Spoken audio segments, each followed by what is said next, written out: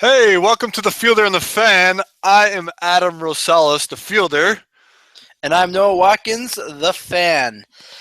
Adam, how the heck are you? It's been way too long. Here, no, we gotta start over. Oh, what'd I do? I'll edit that out. What'd I do? Why would I start over? Because it's been 3 months since we did it. I said Adam Rosales, the fielder, but it's fielder Adam Rosales. Wait, what? Yeah, you gotta say. All right.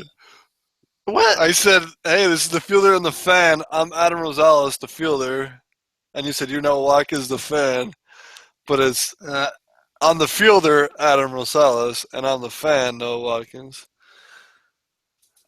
All right, sure. All right. All right, go for it. Hey, welcome to the Fielder and the Fan. I'm the fielder, Adam Rosales. And I'm also the fielder, Noah Watkins. I had to do it. Sorry. All right, let's do it. Go for real this time. Hey, welcome to the Fielder and the Fan. I'm the fielder, Adam Rosales. And I'm the fan, Noah Watkins. Adam, how are you, my friend? Doing well. It's been a little bit too long. No, it's been about 2 months since we talked last, I feel like. A little too long or not long enough? Hey, however you want to see it. Hey, no, I'm just kidding. No, it has been. You and I have actually, obviously, we've talked, but we haven't done a podcast in a while. Yeah, it's been, I think, since right at the All-Star break that we had our last one. So, wow. First off, I apologize to all the adoring fans that have been waiting for another one. It's been my fault, not Adam's. I'm just too big time, man. I have too many other things going on, and I just don't have the time for my cousin Adam. So I apologize, and I've made time. Yeah, that's what we appreciate you making time now, Noah. So I've made time. So yeah. and I'll make time again about another 4 months. So just in time for spring training. That's right. That's right. So, well, Adam, there's a ton to talk about, and a lot that we haven't talked about at all that I want to get into. First off, let's dive right into a game a couple weeks ago where you came up to bat with an opportunity to do something that you had not done in your career, and that was you've been involved in several walk-offs, but this was your first opportunity to do a walk-off home run. And you did. It was awesome. I was watching it, and I was super excited to see it happen. And I'm pretty sure I woke up my kids screaming and hollering and rooting for you. So Melanie wasn't too thrilled, but she was thrilled for you. So, but no. So it was pretty cool. How awesome was that? It was awesome. First of all, because it was against my former team, the Cincinnati Reds, who I came up with. They drafted me, so it was pretty special to do that for me, at least. Pretty significant. But it was kind of a funny day, actually, because during BP that day, I was talking to Alan Zinter, our hitting coach, and he was talking to me about Reggie Jackson and what Reggie Jackson told a young hitter before about his batting practice. He was telling him that it doesn't matter if you hit home runs in batting practice. All you want to do is really try to spray it around the field. You want to hit line drives. And so I started doing that over the last couple days before I hit the walk-off home run, and I told Alan Zinter, I'm like, man, it just doesn't. I don't feel like I'm driving the ball anymore. I don't feel like I can hit a home run. I don't feel as powerful. And Alan Zinter's like, just stay with it, Adam. It's gonna pay off. Basically, what he told me. And it was kind of funny because I wasn't even starting that night. I was in the third hitting group. When we were at home, I was in the third hitting group, and usually you're in the first or second hitting group when you start. So I was just taking it easy, taking my approach like I was not starting.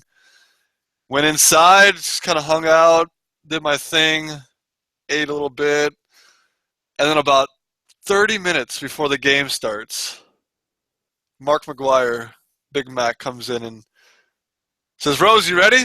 You're starting today. I'm like, what? You gotta be kidding me. 30 minutes before. Usually you want to take like 45 minutes to an hour just to get mentally prepared and ready for a game, right? So I was in, but something turned on inside of me right then, and my heart started beating, and the adrenaline started kicking in, and I'm like, all right, it's game time. Let's get going. So I got ready. I was like the last one out to stretch because I was, I had to go through my little routine, and so I head out to the field, and actually my first at bat, who are we facing?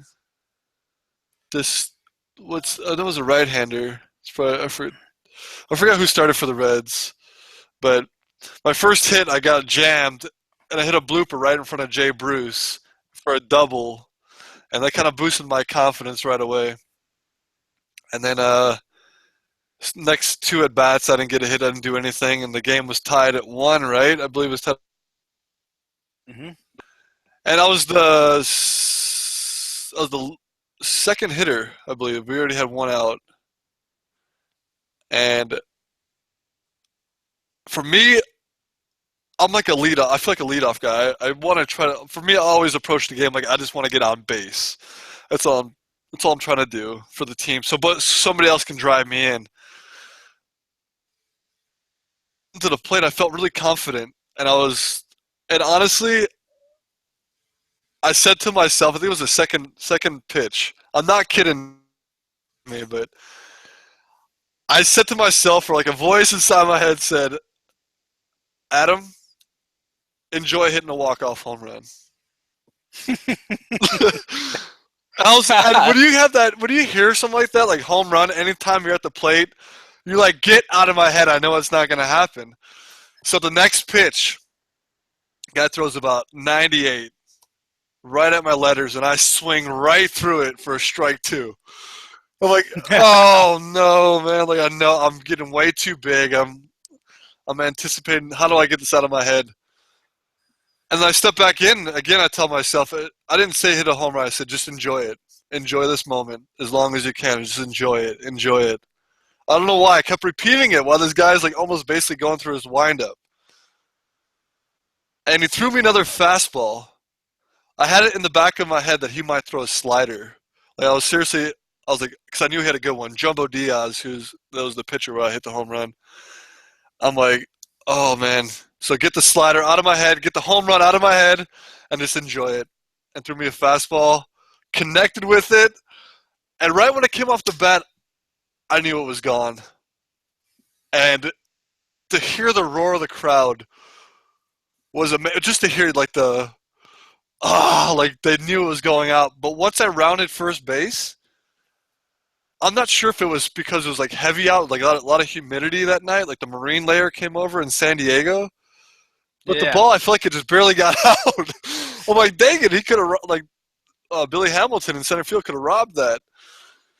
But man, I mean, obviously, I'm so excited still talking about it. I mean, I've never done that before. Hit a walk-off home run and to win the game for our team, and I sprinted around the bases, and I actually beat Jumbo Diaz off the field. Usually the pitcher's already off the field. I didn't know whether to stop coming around third base because I saw Jumbo Diaz walk in. But I'm like, what the heck? I'm just going for it. I'm just going to keep on running. And, yeah, it was. So that was my excitement for my walk-off home run, and it was kind of a cool story for me to remember. Yeah, that's awesome. Had you ever, at any point in your career, hit a walk-off home run? No, never. Well, at Western Michigan. Michigan.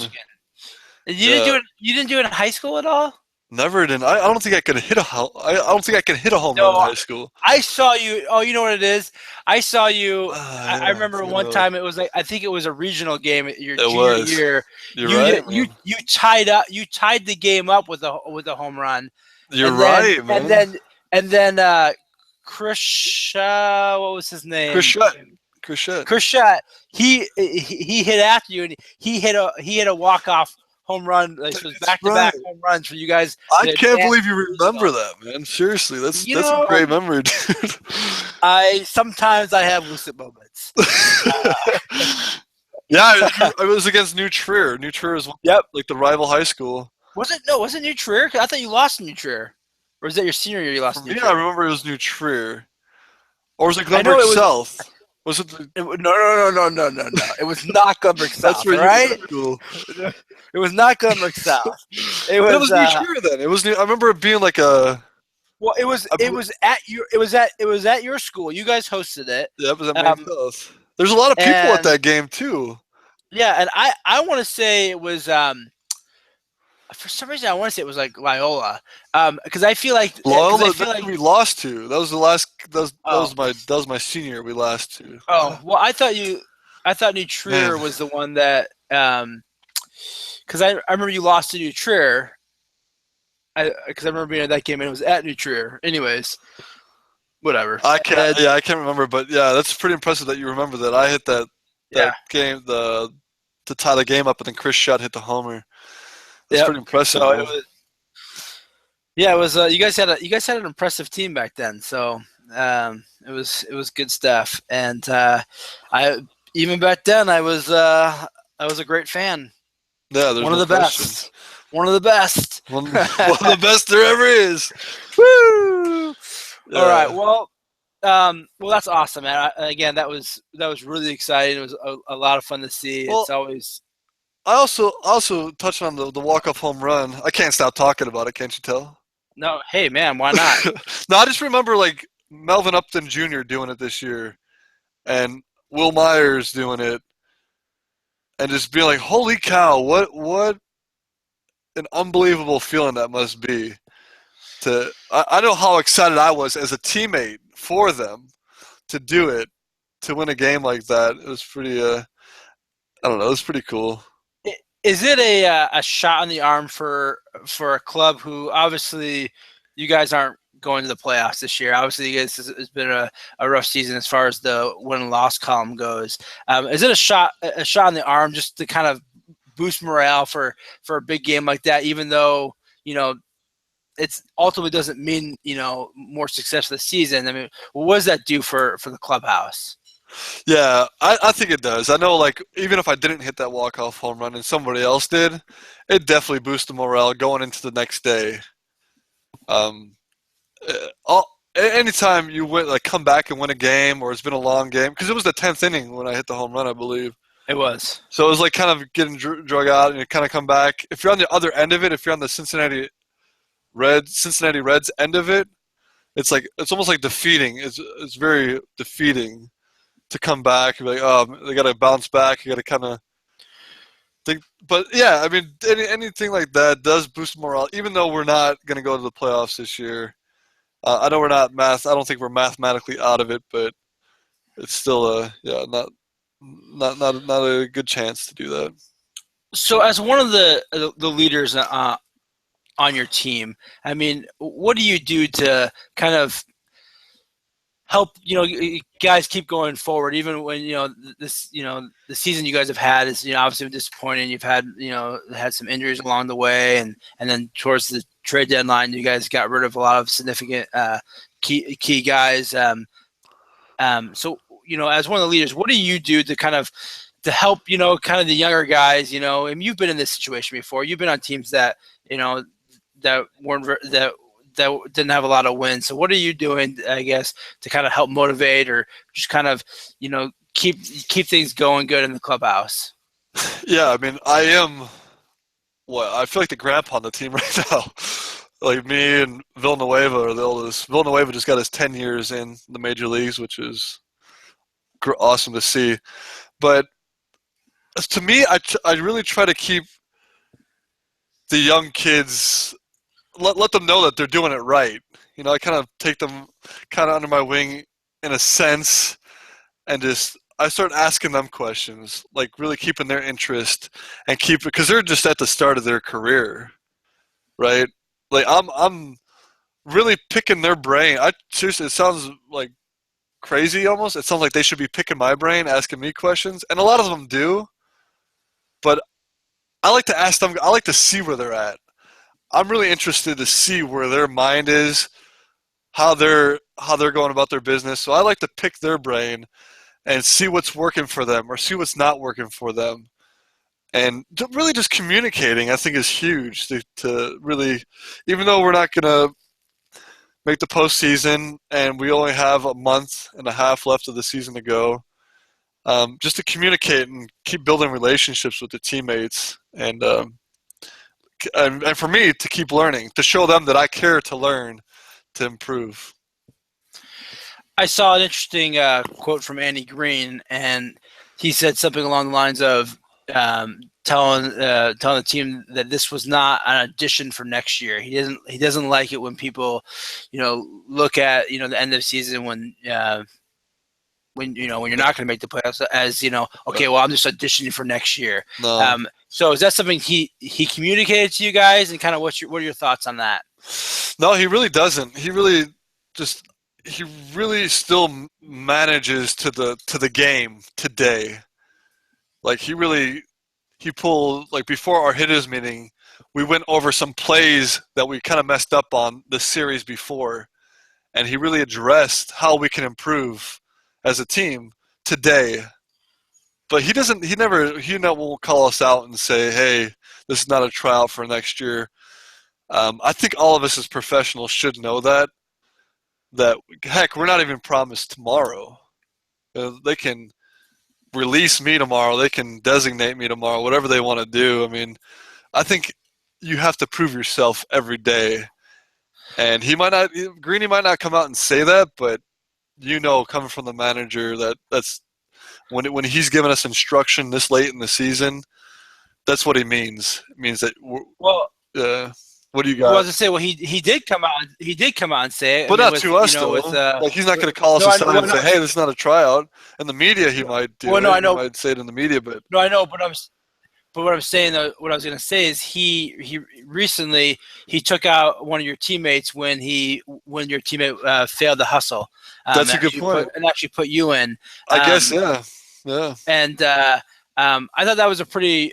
I really liked that move. I felt like some people would say, well, it's in the year, who cares? But he really wants these guys to play every game, play every inning, every out. He wants to make sure that they're focused, and he wasn't too thrilled when your teammates had showed a lack of hustle and took him out of the game and put you in. So. No, that's a good point, though, because it doesn't have to be a verbal command, right? It doesn't have to be a verbal. It's more just, hey, I'm going to show you. And that takes a lot of guts, I feel like, especially as a first-year manager and someone like the teammate that he took out. I mean, it's a pretty important player on our team, and he took him out. Did he address that afterwards to the team? I know in the media he said, he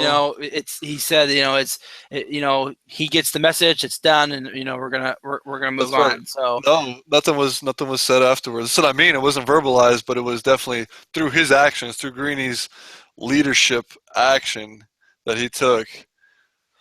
So Adam, let's talk about Andy Green a little bit too. So obviously, this is his first year. I think as fans, we tend to judge managers solely off of a win-loss column, and I think it would be unfair to judge Andy Green based off of that, based off of injuries, and based off of just kind of the situation that he was put in as his first-year manager.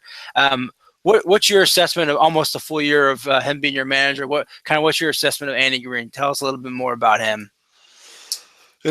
I've always been a big fan of Greeny. I was lucky enough to play with him in 2008 and actually be his roommate on the road in AAA. And I always tell whoever interviews me about that question, I mean, the things that I learned from him, like how to go about my business and how to persevere, because I was struggling in AAA at that time, but how he kind of always like boosted my morale, like, hey, stay with it. You're more talented. And then he texted me when I started hitting later that season. He texted me in 2008. He's like, I'm glad to see that you're playing the way that you know how to play now. Like, he sees that in me. And as a manager, he still sees that in me. And he communicates well.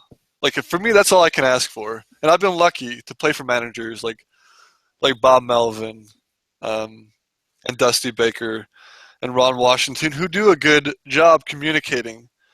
They call those players managers, right? And especially the role that I play on a baseball team, on a Major League Baseball team, I like to know like where I'm at, or like if if I'm going to be starting against lefties, or if I'm going to be giving a guy a day off here or there. And Greeny does a good job with that, but also I have like an open communication with him. You know, I went up to him. It was during BP right after All Star break, and just randomly I had the thought. I'm like, I'm gonna go ask Greeny something. I'm like, Greeny. It was just him and me, nobody else around the cage. I said, Greeny, do you remember in 2008 when I was struggling and I just went off and I started hitting a lot better? And he's like, yeah, and I called up to the show, or he said something like that. He's like, um, I'm like, Greeny, what do you think I did? What was And he still remembered back to that. And he's like, Rose, what I remember you did was you were not as hard on yourself. You had more confidence that no matter what happened, you'd kind of move on. And he had the intuition or the memory or ingrained in him. That's how smart he is. The details that he pays attention to is unbelievable. How smart he is. It's truly, truly neat to see, man, as a player and as a manager now. But he remembered that. He remembered me struggling in AAA and what I did and how my demeanor was. So, and it meant a lot, man. It's helped me.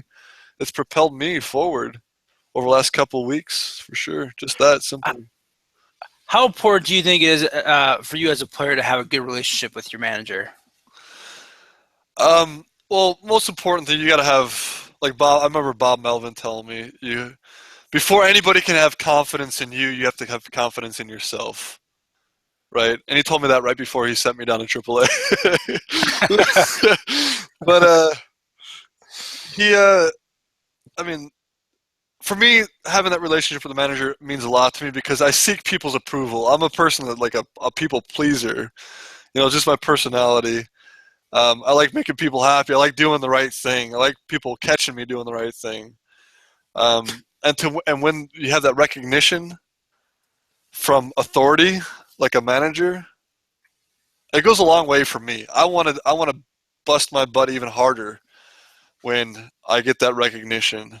And I'll run through a brick wall for even if a teammate, not even a manager, even if a teammate comes up to me and says, I appreciate the way you play the game. I'm like, dang, man, I got to make sure I keep playing it as hard as I am now, kind of thing.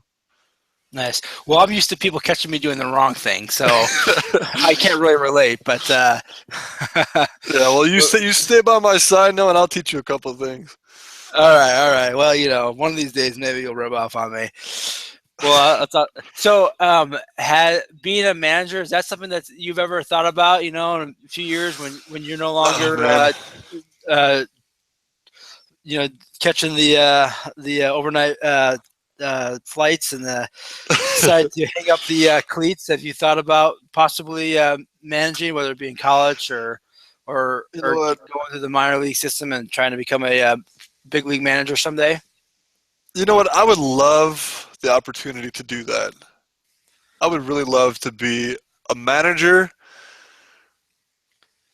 but in professional ball, I just feel like it's too demanding on my family. Right now we just started a 10-game road trip. I'm in Miami right now, and we go to Miami, Atlanta, and then LA, and I won't see my family for 10 days, and it just wears on me. I feel like my batting average is like 100 points higher at home than it is on the road because I have my family at home. Yeah. No, but talk about being a manager. I think that's what holds me back from trying to pursue that dream of being a manager. But then again, I feel like I would have to have so much to learn. I feel like the game speeds up on me right now. Maybe just because I'm in it. Maybe if I saw it from a different perspective, I would learn how to slow it down, and I would learn how to delegate to my assistant manager or bench coach, whatever. And I would get good at that. But I do want a chance to manage. It'd be cool to manage at college, but then again, it's a lot of traveling. But man, I do have a passion to help kids out and to do what like Greeny or Bob Melvin did for me, kind of instill that confidence in me and get to build that relationship with the player. I do have that passion in me. I mean, I love the game of baseball. I mean, it's what Well, I've. well, let's talk about that passion for a second, because one of the things that you're currently doing with Baseball Utility, that you're kind of your, I guess your charitable side of that is something called Sandlot Nation. Tell us about that. Yeah, I mean, I guess that's where it starts. I mean, right now I'm playing. I'm trying to use the platform as a Major League Baseball player to reach as many young players as possible. But yeah, so we started Baseball Utility, right? Like do the drill challenges, which is awesome. All these young kids really love it. You know, they have incentives like some assigned baseball. But more on the charitable side of it, we've set up a little organization called Sandlot Nation. And this is me just going out into the community. Like I've already done a game in Encinitas, California. One of the teachers, I think I mentioned her a couple of times, Laura Michaels, and Melanie Siegel, they got together. Melanie Siegel is one of the players that signed up for Baseball Utility. It's his mom. They set up the Sandlot game in Encinitas, California at the YMCA out there. And I just went out to this field. There's about 15 kids out there, and I just pitched to them. There's guys and girls, probably 8 to 18 years old, just all different kind of walks of baseball, and just got them out there. They just got out and just played. We kept score, but it wasn't. There's no no pressure. You know, they were just out enjoying the game, getting a lot of good laughs. Kids were trying to hit left-handed when they hit right-handed.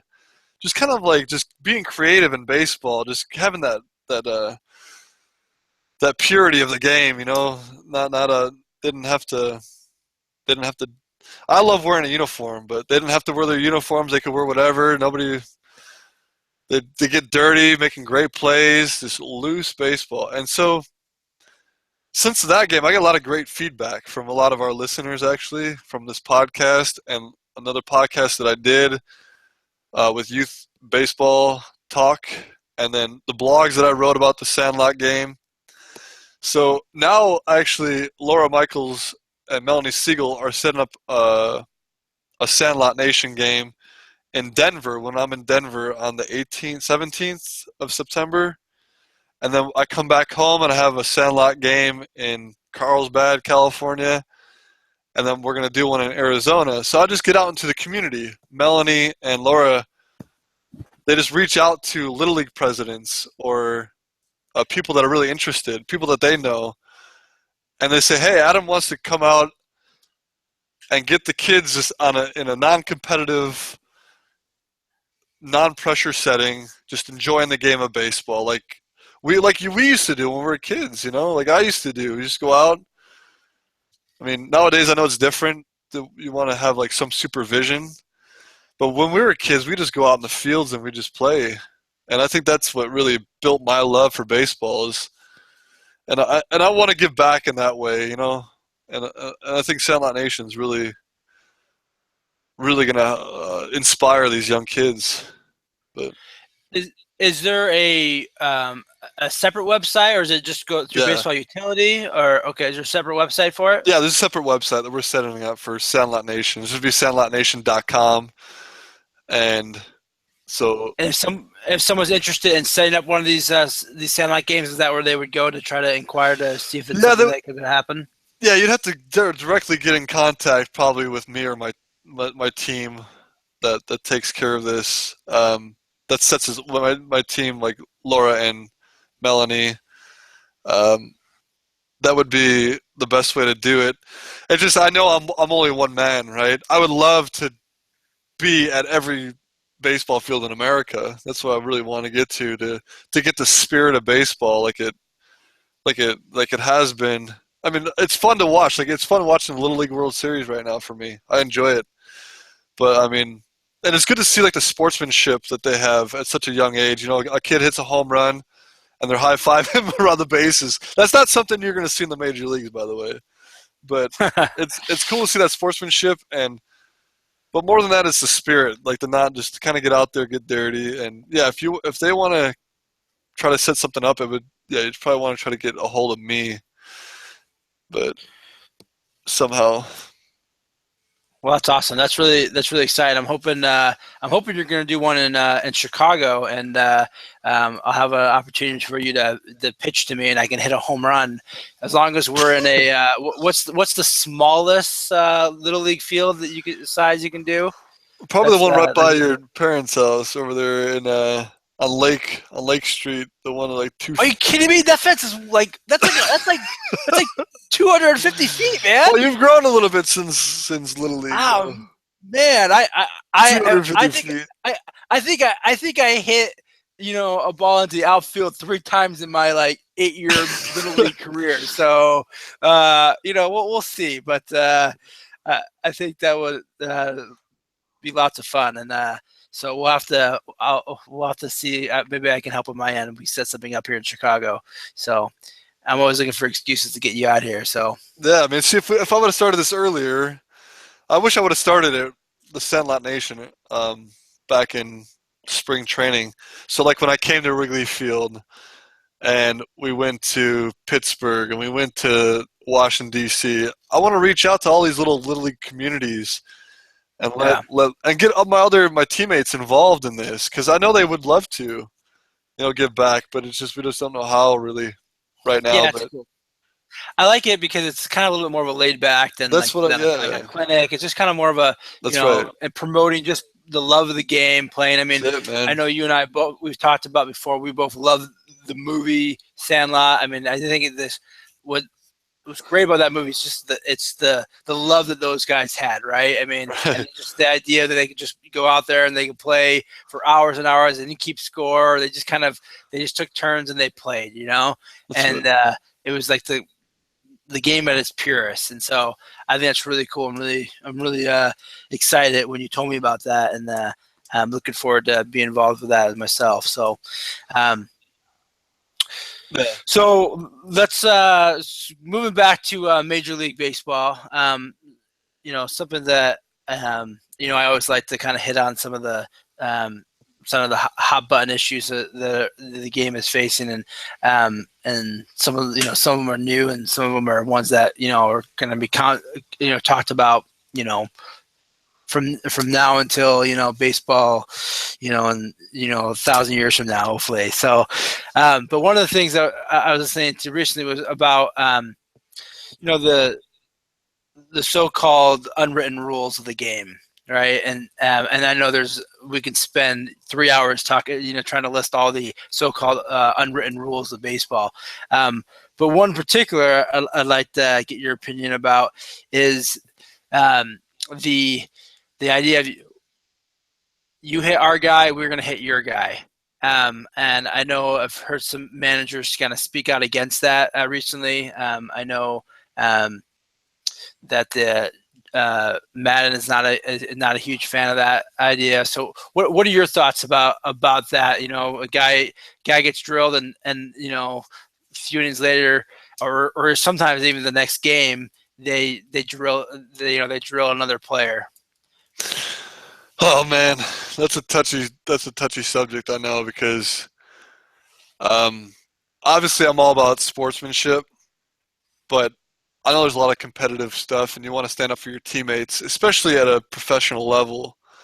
It's got to be, I mean, if it is a dirty slide, you think about like the Utley slide or the Bautista slide, I think it's okay. I really do. Like for me, if I'm on the other end of it, if they're throwing at me, this is gonna sound crazy, but I don't mind wearing one. Wearing one meaning getting hit by a 95 mile per hour fastball. I'm okay with wearing it, man. I know it's part of the game, and to tell you the truth, it does something for me. It does something for me to get hit by a pitch on purpose. I only got hit by a. So you okay, go ahead.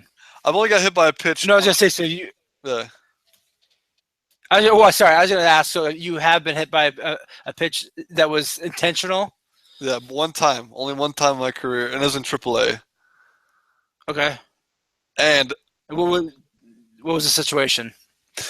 We were up by 6 runs past the 7th inning. It was 6-0, and I took from first base. I stole second to get the second.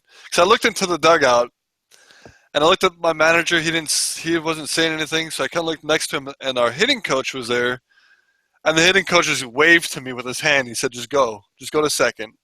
But they're not holding you on, just go. I'm like, okay, I'll go. But I should have been listening to my manager. That's the first mistake I made. And this was all my fault. I brought it all myself. So I get to third base, and the left fielder the right fielder comes running off the field to his dugout. And this is in Iowa. This is with the Cubs, your favorite team, the Cubs AAA. He's running into the third base dugout from right field. He just called me. It's like, Rosales, what's up with that, man? Like, what are you doing? And I didn't even think twice about it. I'm like, what? I'm like, I didn't even think. I'm like, whatever. Game ended. And this is where I made an even bigger mistake. So the game ended the next day. Walking out, we have to walk out from left field. Our clubhouse in AAA in Iowa is in left field, and we have to walk to the first base dugout. So we have to walk across the field while behind like home plate, and the Iowa Cubs are taking batting practice at that time, and the manager's out there. And I have a pretty decent relationship with the manager. I felt like I was always joking around with him. When I played third base, he was coaching third base. Because usually the manager coaches third base in AAA. So I'm walking past the turtle or the shell for BP, and his guys are taking batting practice. We're about to get ready for batting practice, and he kind of pulls me aside. He said, Rosales, what was that all about yesterday? And I'm like, I thought we were over this already, you know. I'm like, what are you talking about? And basically he gave me the rundown. You know, you win. You know, don't you know better than that? He told me. He said, you know better than that. And I spoke up when I shouldn't have. I said, what? You don't think your team can come back from 6 runs late in the game? That's a mistake, Noah. I shouldn't have said that. But what he didn't know, we just came from Omaha, and we were down 6 or 7 runs in the 8th inning, and we came back and won the game, and he didn't know that. But I was kind of a little bit overconfident, and I said what I said, and he said, "Okay, you want it that way? You want it that way?" And I just laughed. I'm like, whatever you got to do. And I knew I was in for it, Noah. I knew I was in for it. And all of my teammates knew I was in for it too. Everybody was just quiet. Everybody was like, I was a lamb going to the slaughter. Like I was toast, man. And it was against Hendricks too. Hendricks for the pitch for the Cubs now. He was pitching. Oh yeah. Yeah. So I step up. Wait, Hendricks did ya? I gotta hear this. Yeah, he did. Yeah, it was in AAA in 2014, and I was hitting like probably 220 at the time. I had a kind of slow start in triple that year. I was just very average. In 2014. So yeah, first pitch, right at my thigh, and I tell you what, man. Adrenaline lifted me, boosted me, man. More than just getting hit right. I don't mind getting hit by a pitch.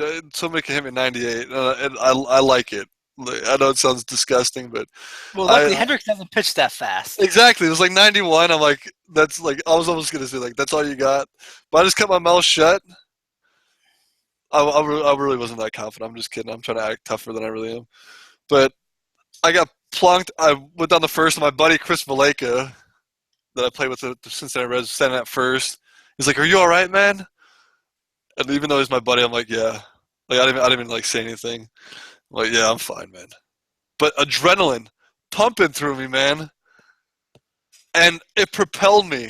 I ended up after that day, I went off hitting, and I got hot. And a month or two later, I was back up in the big leagues. Back up in the big leagues. So for me, I know it's part of the game. Like, I wasn't going to charge the mound. Like, I mean, if he threw it at my head, that's a different story. But he did it right. He's very professional about it. He let me know I was wrong. I knew I was in the wrong for speaking up to a manager like that. I knew I was wrong, but a little bit overconfident. Did your manager say anything to you about it? Nope. Everybody was just quiet. Everybody knew it was going to happen. But I mean, I don't know. But the next day I went over to him, the manager. I think he was trying to act like act tough, like he knew he was like, he got the upper hand on me. He got the last say kind of thing. Yeah. And I went over to him and I'm like, hey, you know what? I forgot his name already. That's pretty bad. But I mean, I went up to him while I was playing third base. I'm like, hey, I know I was wrong for saying what I said. I just want to make sure there's no hard feelings. And it completely disarmed him, completely shut, like, for me, it almost gave me the upper hand for being like that, for being apologetic, and it boosted me, man. Like, it boosted me and I had a great rest of the 2014 season just because of that. I know we kind of went on a tangent from. No, it's okay. Well, maybe we can arrange for somebody to ding you, man. You know who I don't want to ding me? Chapman. I can't even see his fastball, man. What the heck? I was going to ask you about that. So you just played the Cubs. Oh, my gosh. Was that your first time facing him? No, I faced him earlier this year with the Yankees, and I fouled one straight back. I fouled two straight back. And I'm like, the next time I face him, I'm going to get him. That did not happen. That didn't happen, man. Like, oh, my gosh. That's the most frustrating thing. You feel like. And I'm good. I like hitting the fastball. I like knowing, like, all right, he's coming with everything he's got. But 103, man. Yeah, as I say, 103. That's like, I mean, because what? I mean, a good fastball, admittedly, was average at 98, 99. That's considered a good, really good fastball, right? I mean, they used to say the hardest thing in sports was hitting a 90-mile-per-hour fastball. Now it's like the hardest thing to do in sports is hit a 95-mile-per-hour sinker. So 103. I mean, is that? I mean, are you just basically Heath releases it and you're swinging? I mean, talk us through that a little bit. So Uncle Tom told me. Uncle Tom always tries to give me hitting tips. Uncle Tom's in Chicago as well, a big Cubs fan. But he always says, Adam, to hit, all you got to do is say 1001. We say 1001, 1002, and swing. That's probably what I need to do. 1001, swing. But yeah, it's like almost like an automatic swing. Like with Chapman, I'm swinging right away. Like, how are you determining whether it's going to be a ball or a strike? I mean, it just seems like gosh, no, it's impossible. You just got to get lucky. I don't know how to say it, man. So, from your perspective, how good are the Cubs? I know it pains you to talk about how good. Yeah, let's talk about how about we talk about the Bears? You want to talk about the Bears? No. Come on, I want to get your outside perspective. They're good, man. They're good, all right? They're good. But how good are they? Because there's a lot of talk out here, But they're good, okay. Okay, what makes them so good? They don't make mistakes, man. They are always they turn double plays that are not supposed to be double plays. They get out of big innings. They play together well as a team. They have fun out there. They communicate well. They're in position for cutoffs and relays. They do situational hitting. They do the small things right. They have a smart manager who positions them well. Like that, I'm gonna stop. That's good. That's good enough. Hey, that wasn't that painful. No, that's good. I wanted to get for who? Perspective. So that wasn't. Last Cubs question, and then I won't ask any more Cubs question. Is Joe Maddon a manager you'd like to play for? Yeah, it would be. Yeah, it'd be cool. Like I've said, I've been lucky to play for the managers that I've played for. But he falls under that same category. Yeah, he does. He really does, man. And I mean, And some of the things that he does, to kind of get his guys, to kind of break up the season, whether it be getting them to all the ride on the plane home in their pajamas, or or bringing a magician and stuff like that. I don't know. Have you ever had a manager do anything like that? Something to kind of break up the season, just kind of like just something non-baseball related, just to kind of,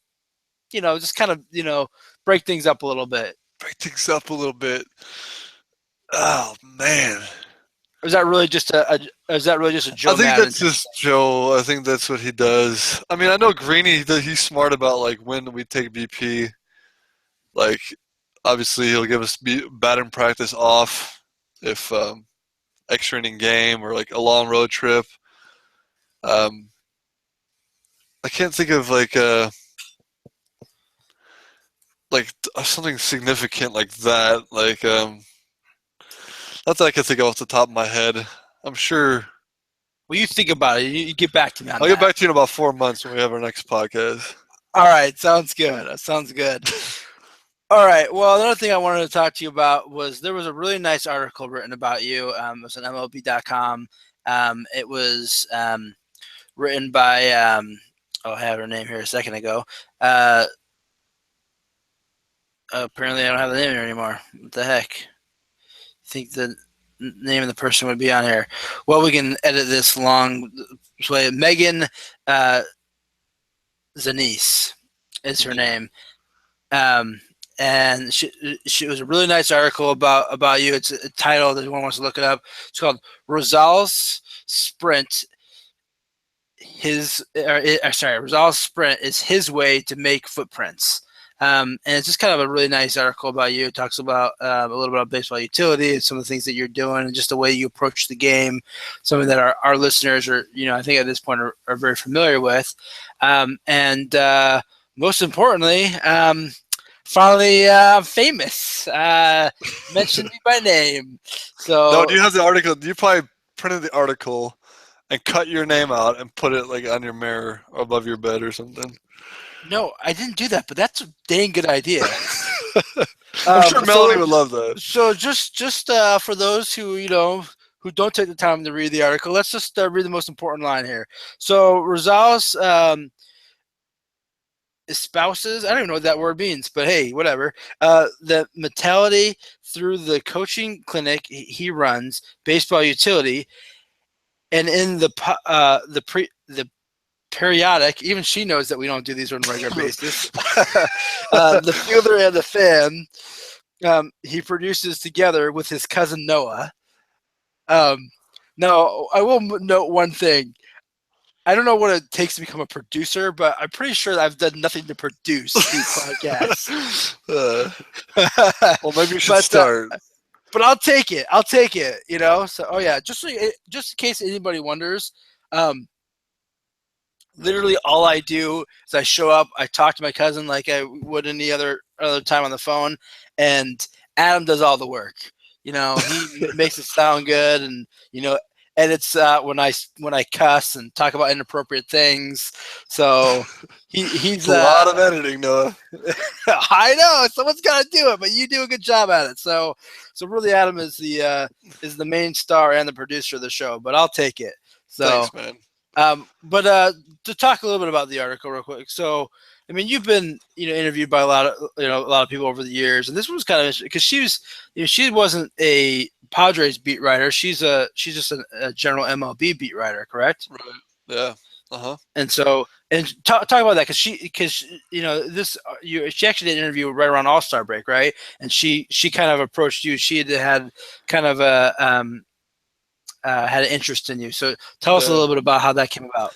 Yeah, I had no idea. One of our public relations guys for the Padres just told me I had an interview. Didn't realize it was going to be so significant that Megan was going to write such a great article. I mean, that I appreciate.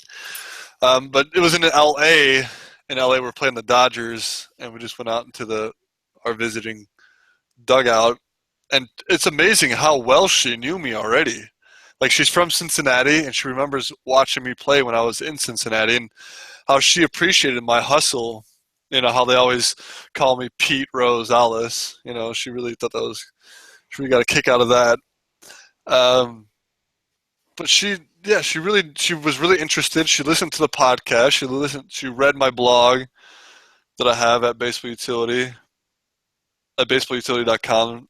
She read a couple blogs, and then I don't know, she just really had an interest in me, and she thought it was really neat how I'm giving back to kids, how I'm trying to improve kids, how when I was younger, I would try to play hard or show major league scouts or college scouts that I played hard, that I really had passion for the game, and it really mattered to me that they saw me.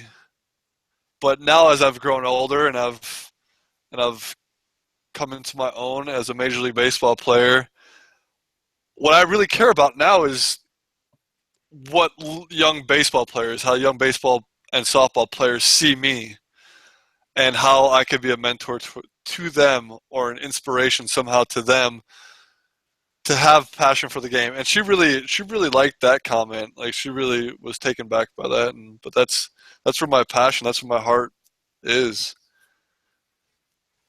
Yeah, absolutely. I think anyone knows you knows that that's true. Anyways, it was a really nice article that she wrote, and I'm just glad that my name got mentioned. So, I like I'm it. gonna do that again. We'll see if we get a couple more articles written about you. Yeah, that's right. Let Megan know. If she wants to write an article about me, I'm available. I mean, I'll make myself available within an appropriate amount of time, like a month or two. But yeah, I'll fit her in eventually. So yeah, Megan, if you're listening, just let me know when you want to set up the interview, and we'll hash it out. All right.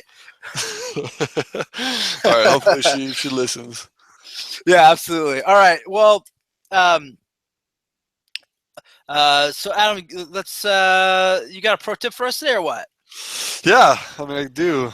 It's so what's really helped me out. So I talked to Travis Jankowski, a young ball player on our team, center fielder, and right now he is shooting everything past the third baseman. And I pulled him aside. I'm like, we call him Fred because I guess his sister called him Fred Rogers when he was little, like Mr. Rogers, you know. So we call him Fred. Fred's his nickname. So I'm like, Fred, are you seriously just trying to pepper it at the third baseman right now? Are you trying to hit it at the third baseman? And he's like, yeah, that's exactly what I'm trying to do. So I was like, what are you doing? So he told me this drill that he's doing with Alan Zinter, where he tries to let the baseball get as deep as possible, and he tries to hit it to the opposite net, like foul. He tries to foul it off, like right in front of him. You know how the how do I explain that so you can get a visual, Noah? The cage that's right in front of you, like if so he's a left-handed hitter, he's trying to hit it into the right-hander's batter's box, right? Yep. Do you get that? He's trying to be that late. So it's like, so when you're doing batting practice, it's just going right into the cage. It's not even leaving the field. Well, not batting practice. This is talking about early work, early in the cage when the coach is flipping to us, flipping his balls. That's when he's doing it. He's hitting the ball directly from the left-hander's batter's box across to the right-hander's batter's box. And then he kind of starts peppering it, to third base, then the shortstop. And then Alan Zinter, our coach, call him Z, he throws it to Travis's hip, like his front hip. And Travis has to just use his hands, and he has to clear it. And it just hits like a fly ball for him, it would be right field. And if you actually go back and watch it's actually Travis, his second home run of the year, his swing is exactly what he does in the cage. It's just all hands, and his lower half just works. But yeah, I mean, that's my pro tip for today, especially if you feel like you're kind of struggling or you're swinging at bad pitches. Work hard during early work or with the coach and try to hit the ball as deep as possible. even if you foul it off, as deep as possible. I mean, Travis keeps two hands on the bat, so that's what I picked up from Fred, and it's pretty. He, I try to he, apply it into my daily routine as well. well, he's a fun young player to watch. He does a good job the leadoff spot right now, and he does a good job on the base paths too. So Yeah, he's fun to watch. he is fun to watch. I think he's gonna be one that will follow his career closely. So that's awesome. Well, Adam, what else you want to talk about? You got any questions for me? Oh wait, actually, speaking of that, I do have a question. We have a question. We have a fan question, and then you can ask me a question, Adam, after that. Okay. So I think the fan question is for you, not for me. I have a nagging feeling that that's the case, but maybe I'll try to answer it anyways. All right. What's the fan question? Right. So the fan question is, Adam, I need to pick out a wood bat for fall ball league. Any advice? Type of wood, sizing hints, things you like and look for, brand, etc. Thanks, Tommy. Yeah, that's a good question. Tommy, I'm a Louisville guy myself. Just throwing it out there. Louisville Slugger. I got myself a Louisville. I got it right from the Louisville Bat Factory, and I love that thing. I don't think I've ever actually swung it, but I have one, and it's great. I have no idea what size it is.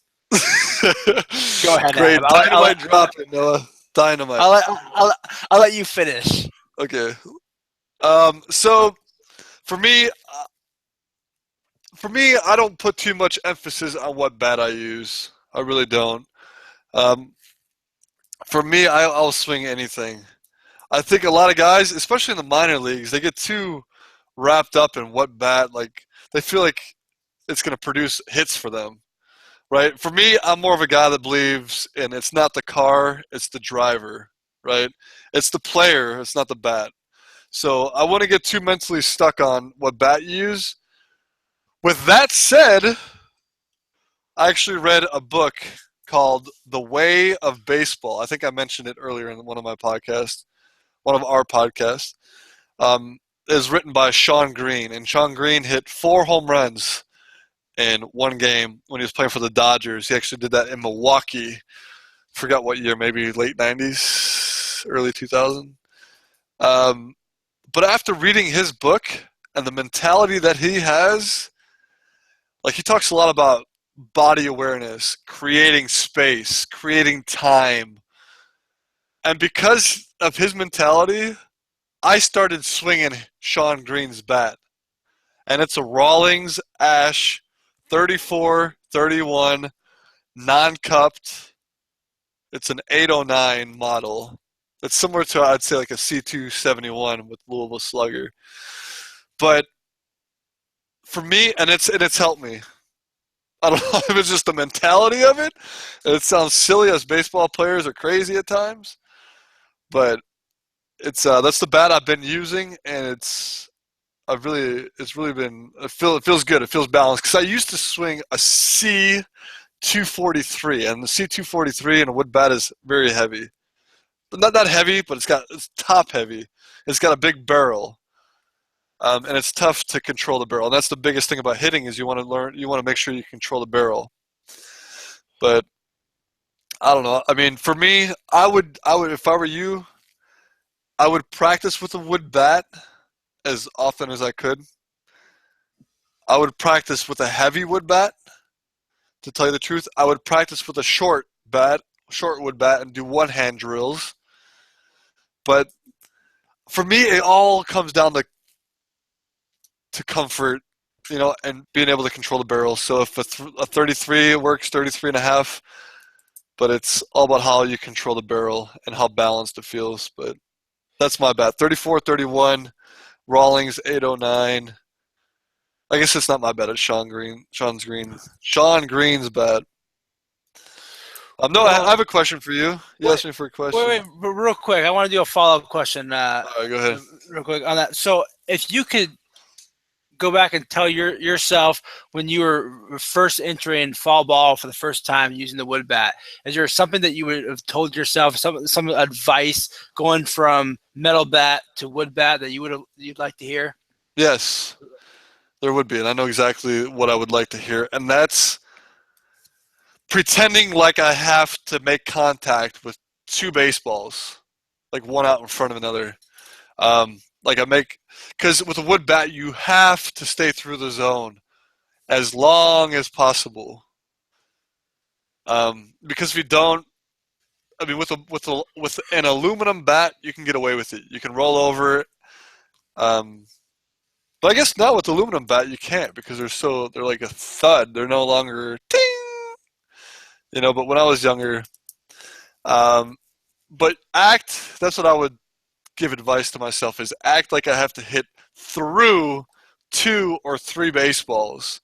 Get that good extension through the baseball. Because if you don't, you're in trouble. All right. Sorry, my wife came in and discovered that I had was hiding some dirty dishes down here in the office. So, yeah, that sounds about right. Yeah, well, I have good intentions. I have my dishes that I have in my car, and I plan to bring them in and wash them, for my lunch and stuff. Oh and they collect, and then I put them in a Why do you have dishes in your car? No, containers that I bring my lunch in, right? Oh, and then in the morning, I have a like I make a smoothie in the morning, and I leave that cup. Anyway, hey, we're recording live here. You can't be talking in the background. Jeez, yeah, how professional. Anyhow, as I was saying, love you, babe. So I had good intentions. I was planning to do it, and I put them all in the bag, and I did some work down here in the office, and I just forgot to wash them. It's not like it's been a week. It's only been it's been about a week. All right. Anyways. Well, you won't forget again. Well, you probably will, knowing you. Absolutely. And forget or intentional, who knows? Anyways, not even I know. So, yeah. So, what's the question you have for me? And I'm sure it doesn't have to do with my dirty dishes. Yeah, I kind of want to make it to do with your dirty dishes or your bad habits, but no, I was going to go back to the wood bat, and I was going to ask you if you've ever broken a wood bat. Have I ever broken a wood bat? Like when we were playing, I feel like you did. Over my knee, or like when I feel like you did when we were playing, or was that somebody else? You know what? Actually, I did. I think I broke your dad's wood bat. Like I think I think you're right. I think I did break. Yeah, you don't want to do that. My dad's serious about wood bats. I know. I completely forgot about that. I think you're right. I think it was. So when Adam and I mean, we used to, for years, I would go and play ball with him and his family, and his dad would pitch to us. And, it was something I always noticed when Uncle Will would pitch. I watched him pitch to David and Adam and Will, and, he held nothing back. He gave them, good. Then he get to me, and it was almost like we was going from overhand to underhand, not quite that dramatic, but definitely it was like, all right, I'm just going to put it in this area, Noah, try to hit it, but I do remember at one point breaking your bat or breaking your dad's bat, and I was excited because I felt like that was a good thing, I figured, hey, I swung it so hard that I broke the bat, but as your dad has pointed out in the past, that a broken bat is a win for the pitcher, not for the batter. So, well, that's a wise man. But hey, he should have felt good about it because he was the pitcher. So it was kind of one of those, I guess it was a win-win for him, or no, maybe that doesn't work. A lose-lose? I don't know. Whatever. He should have been happy. Yeah, I thought yeah. Well, that's kind of fun. That's a funny story. I do remember. It was funny though, thinking about the wood bats that we used to get from Dick's Sports or Sports Authority. Yeah. Do you remember the big stick with Mark McGwire on it? I remember we got a couple. I can't say that I do. No? I remember getting a couple of those because they had a red stripe that went around the pine tar mark, that went at the top of the handle. I remember always getting Mark McGuire bats. And Well, I just remember. Yeah. I just remember. I mean, like I said, I very rarely used a wood bat because, you know, I was not in the big league club. I was trying desperately to make contact, and so I'm sure if there was a metal bat around, I was using that. You know, I mean, I was trying to whatever advantage I could get. If we made sure of that. If I had an ability to have a wood bat, like if I had the ability to have it corked or hollowed out or whatever, I would do it. You know. I have no shame. Whatever advantage I could get, you know. Like, I'm sure if I played in wood bat league, I probably would take an aluminum bat and like have it like paint it wood, you know, like a spray on, so it looked like a wood bat, but that's what I would do. Not that it would help at all, because I still would strike out every time. Oh man, contact I always felt like was a little bit of a victory. So, well, you are, man. That's I guess it's you're gonna go far in life doing stuff like that now. I got a feeling about you. Hey man, absolutely. I'm already gone far. So you're smart. It sounds like something your dad, like your dad and Uncle Barry would always do. Well, you should probably do nothing that those guys do. Oh man, yeah, those guys' motto was, "If you're not cheating, you're not trying," right? Well, yeah, no. Like, Uncle Barry always said to me, when you're playing, just remember one thing: always cheat. So always, that was Uncle Barry. You broke up right there. Oh, I said Uncle Barry's motto was, just remember one thing: always cheat. See, that's probably why you broke up. That's probably why. Yeah. No, it's a bad motto. Like, I don't. Yeah, the podcast probably didn't want you to hear that. Yeah, I don't want the kids to think that that's he was joking, I think. Maybe not. Maybe he wasn't joking. But no, they're great men. Those Uncle Barry, Uncle Paul, some of the best men. They like to have fun. Yeah, they do. They do. So, and as they always said that with each generation, you get a little bit better. So obviously we're better than them. So, and that's a credit to them. That it's a credit to them. That's got nothing to do with us. Nothing to do with us. No. So, anyways, well, Adam, it is always a lot of fun talking to you. Yeah, I feel like we could talk for hours. You gotta go to sleep though. I'm still in California time. Yeah. Oh, yeah. Well, California, but you're in Miami, so you're actually later than I am right now. I am, but it is way past your bedtime. I'm just saying that. Don't you have a curfew or something you should be following? I'm in my room. They used to knock. That's funny. They used to knock on our doors at college to see if we were sleeping, like by midnight. Oh yeah. Yeah, but now like But wouldn't you like your response be like, "Hey, you woke me up! Quick knocking on my door!" Like I don't know. I guess we weren't that smart in college yet, or it might not have been. It might have been Little League or something. Because I'm pretty sure if someone knocked on your door, like you would be like, who's knocking? I think the only time you wouldn't respond is if you were up and you didn't want them to think that you were up, so you don't respond. Or if we had our teammates in our room and we're kind of like playing cards or something. Yeah. Well, we had that. We gotta start talking about bad habits. No, a lot of bad habits.